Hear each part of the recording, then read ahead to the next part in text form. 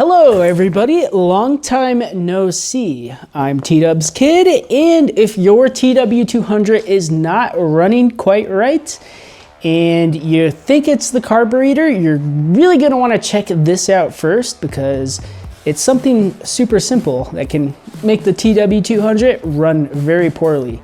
So let's go ahead and check it out.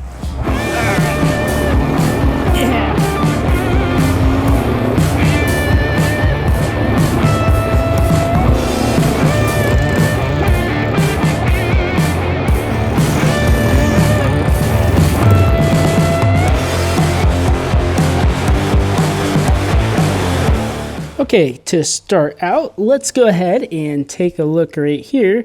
This is the carburetor, and the air in the fuel mixture goes into the cylinder head, where it goes through the valves and is burned in the combustion chamber.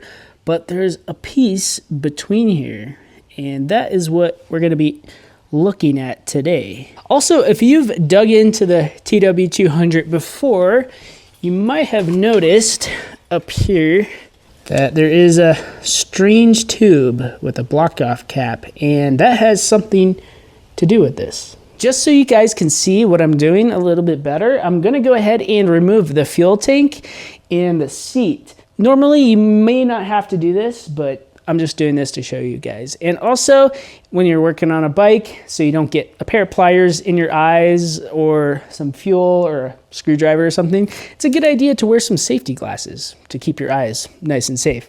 And also, let me know down in the comments below if you guys want me to make a video showing how to remove pretty much everything.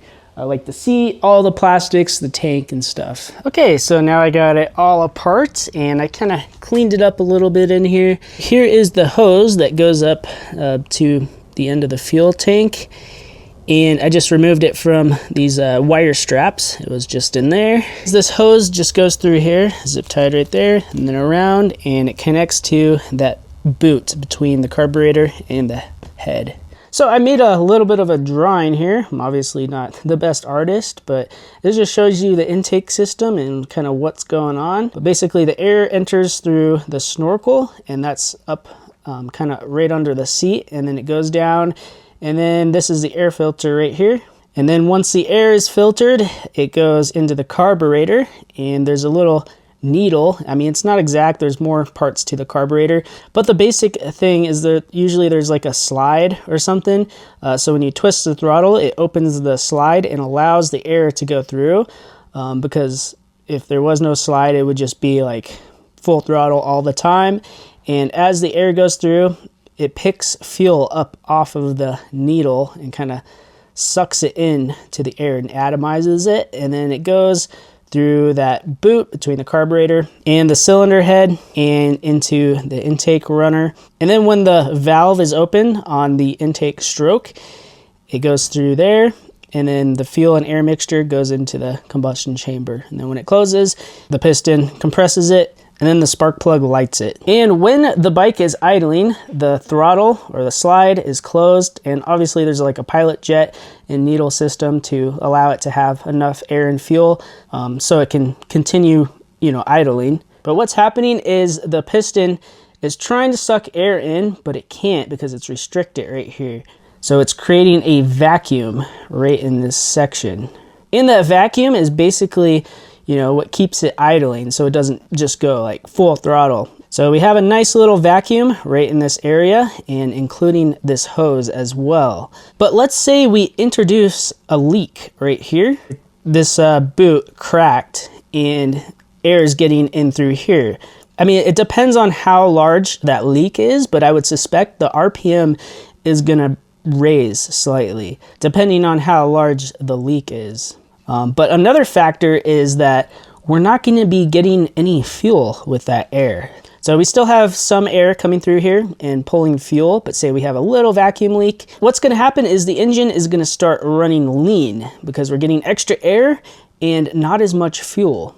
Not to mention that depending on how big the leak is, we're going to be possibly getting a little bit of dirt and stuff in here as well. And the engine still might run, but I mean, it just depends on how big the leak is. Obviously, if the leak is too big, the engine's not even gonna run. And the problem with running lean is that it can be detrimental to the engine. A little lean is going to be okay and actually will give you more power. However, that's only to a point. And what starts to happen if the mixture gets too lean, the combustion gets too hot. Believe it or not, extra fuel will help cool the combustion temperatures. But when it gets too hot, as the piston is on the compression stroke and it's coming up to the top, before the spark plug fires, it'll detonate by itself, kind of like a diesel. And that is really not good for gasoline engines because the piston might not be at the top fully.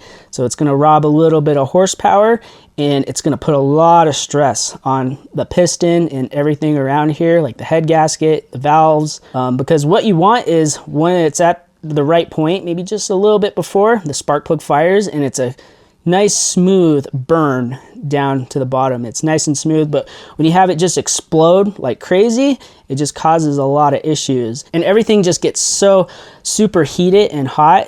You can actually like blow holes like through your piston, cause all kinds of problems, and you have to be kind of like under heavy load for it to start pinging, and you can actually hear it. It makes like a ping noise. That's why they call it pinging.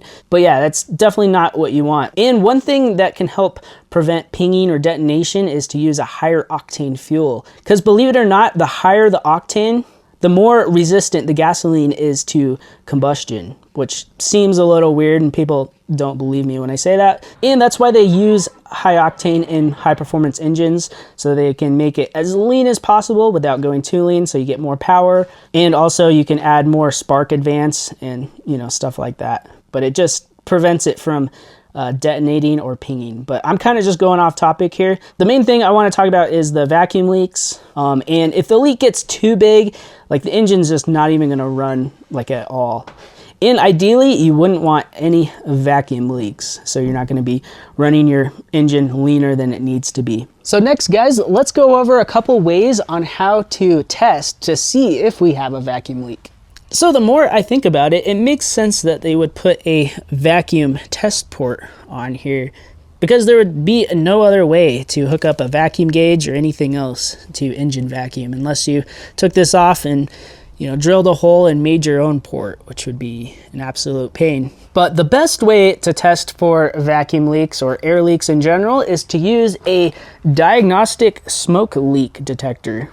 And full disclosure, guys, Ansel did send me this thing, and I've been using it on the van up there to test for intake and exhaust leaks as well. And I would say using smoke is definitely the most conclusive way to find if you have a leak. And it pinpoints exactly where the leak is as well. And in this video, I'm not really going to go into exactly how this thing works and how to use it exactly.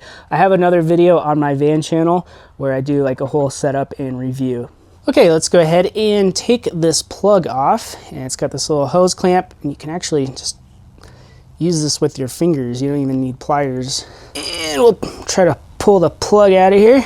It's got a little barb at the end, just made with aluminum. And we'll go ahead and start the smoke machine up. Takes a little bit of time for the smoke to start coming out. And there we go, got plenty of smoke. So let's go ahead and just put that in the hose there. And it's gonna start filling the entire intake system up with smoke, starting with this hose and then this adapter. And then eventually it'll work its way past the carburetor and out the snorkel through the air filter. But check that out, we're already getting smoke out the snorkel. So let's go ahead and check around here for leaks. And it's looking pretty good. Not a bad idea to use a little bit of light. And you can actually see that that adapter boot is starting to crack a little bit right there, but we're not getting any smoke out of it. So it's probably not cracked all the way through, but that is a pretty common thing on these TW200s, because eventually that'll just keep cracking. But this TW200 is vacuum leak free, and it makes sense because my TW still runs really good. But you just want to make sure this tube right here is not leaking as well.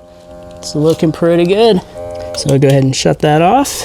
So I know what you guys are thinking, and that's, hey, TDubsKid, I don't have a fancy smoke diagnostic machine like that. And that's okay, because if you vape, then that might work as well. Or if you got a hookah, you could possibly use that. And there's also another way you can check for vacuum leaks as well. And to do that, it needs to be running. So I'm gonna go ahead and put everything back together. However, I'm gonna leave this hose out for now because I wanna do some tests and kind of show you guys how the bike is gonna run and how everything works when there is a vacuum leak. So while I'm putting the bike back together, let's go ahead and take a look at some new Yamaha genuine parts. Here are the part numbers for each of these things.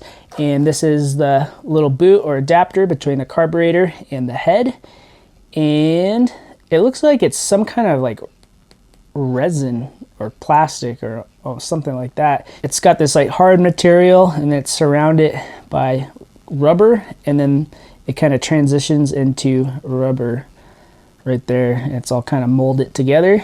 As you can see, that's a little bit flexible. But here's the vacuum test port right here. It almost looks like it's glued or epoxied in. And you can tell that this one does not have any cracks on it. You can see a good amount of cracks on the one on my bike, like here on the edge, and then also around where the bolt is. It's cracking pretty good. However, it's not cracked all the way through yet, but I'm sure eventually, someday, it will crack all the way through and start to cause problems. And I'm not sure exactly why these crack. It might have something to do with the thermal cycling or the different expanding and contracting of the head. There's that part, and then here's the O-ring that seals it against the head, and that just goes right there. But since mine isn't leaking yet, I'm not gonna go ahead and replace it. I'll make another video someday when I finally need to replace it. Okay, so now I got it all back together, and I have that test port tube kind of just hanging out, and the engine is cool right now, and I'll go ahead and turn the fuel on. And I have the plug in the vacuum test port right now, so there shouldn't be any vacuum leaks. Let's go ahead and try to start it up. And I did start it yesterday and it runs pretty good. No choke or anything, and it starts right up. So let's go ahead and pull this plug out and cause a vacuum leak, and then we'll see if it will start up just like it did. All right, so now we have a pretty good sized vacuum leak in there. We'll go ahead and try to start it.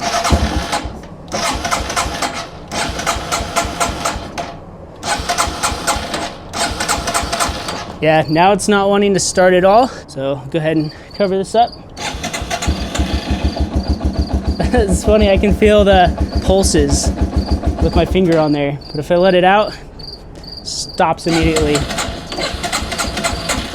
Cover it again. Hold on.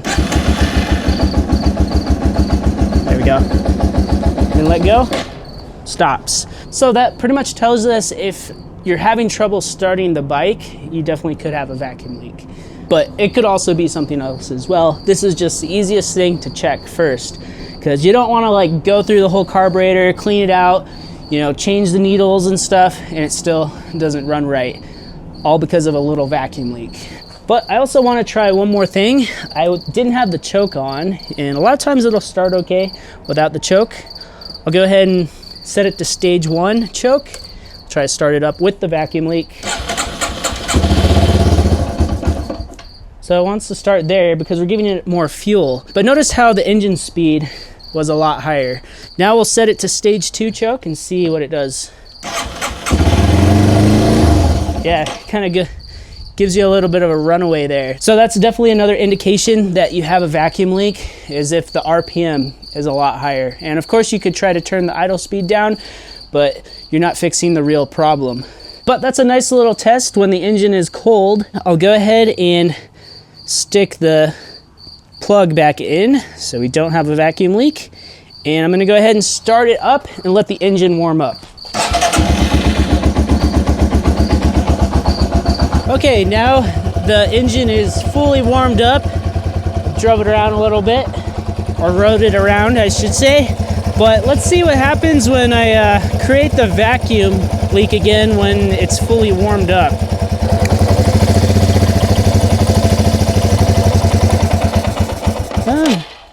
It runs a little bit. and then shuts off. It's a bit too much of a vacuum leak for it to really stay running. However, let's say you're out in the woods and you somehow get a vacuum leak in there, or you think you do. You could always pull the choke out, and I wonder if that would allow it to run. Yeah, it does, but you really can't idle it, at least with that much of a vacuum leak. However, I will say, normally you're probably not going to have that much of a vacuum leak. If there's a little crack, it's probably going to be, I don't know, maybe 1/8 or 1/16 of this wide open tube here. So to add a little bit of control to our vacuum leak here, I got a hose clamp. It has all kinds of different levels. Stick this on here. So I could probably clamp it pretty much all the way down right there. It looks like it's closed for the most part in there. See, it's pretty much sealed up with it all the way clamped down. And then you can see I start to loosen it a little bit, and that will allow us to get a little bit of a vacuum leak to kind of simulate that boot being cracked, but not a full-on vacuum leak. So let's start down here with it fully closed. Make sure the choke is off, and we'll go ahead and start it up. Let it idle, and then let's slowly open this up. Oh, yeah, I just opened it up a little bit.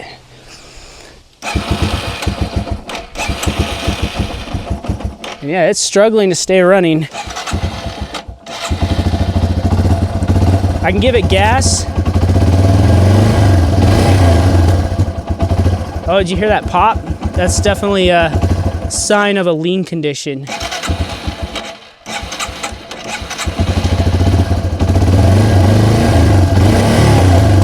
Hear those pops? Let's close it all the way. And it goes back to normal. And it doesn't take much of a vacuum leak to allow it to run poorly. There we go. It's not even much. It just runs terribly. However, again, if we pull the choke,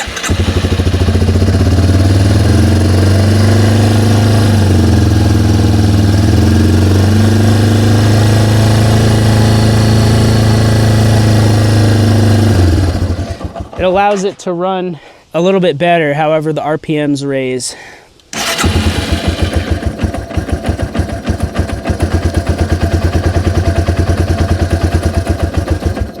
So if you don't have a smoke machine and you want to test to see if there's a vacuum leak or not, you can use some starting fluid or, carburetor cleaner or intake cleaner, something like that. I would stay away from brake parts cleaner, especially chlorinated, because that stuff can be super dangerous, possibly deadly. When you combust the chlorinated kind, because it basically makes chlorine gas, but starting fluid is just fine. If it is running, but running poorly, you want to spray around all the possible places that there could be a vacuum leak. And the RPM should change.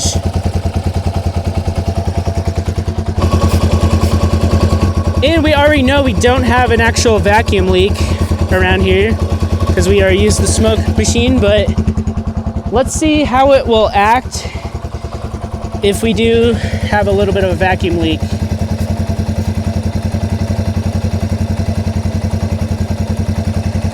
It sounded like the RPMs raised just a little bit, but let's go ahead and see if we can make one click. Oh man, just one click does not make it run too good. Oh, do you see that? The RPMs start going up.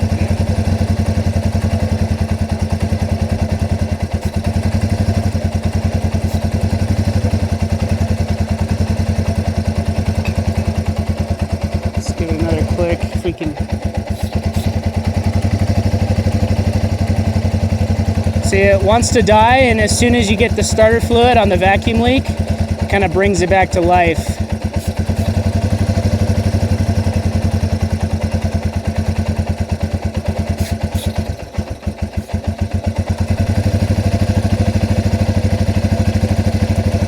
Okay, so I got the vacuum leak fixed again. It's all sealed up and running really good. But that's the other way to find vacuum leaks if you don't have a smoke machine. However, it is really nice having one of those smoke machines. It really just pinpoints exactly where the leak is super fast. And you could potentially kind of miss something if you're using starter fluid. It's just not as conclusive as a smoke machine, but it does work. And that's also just a quick check to do if your TW200 just won't start at all. Like if you have a really bad vacuum leak, you can just have someone cranking it while you're spraying the starting fluid around all of the possible vacuum leak areas. And if it starts to fire right when you spray it, then you know you probably have a vacuum leak in that area. I was thinking about trying to ride it while creating a vacuum leak, but I don't even think it's really worth it. It's just going to run so poorly. But those loud exhaust pops were definitely an indication.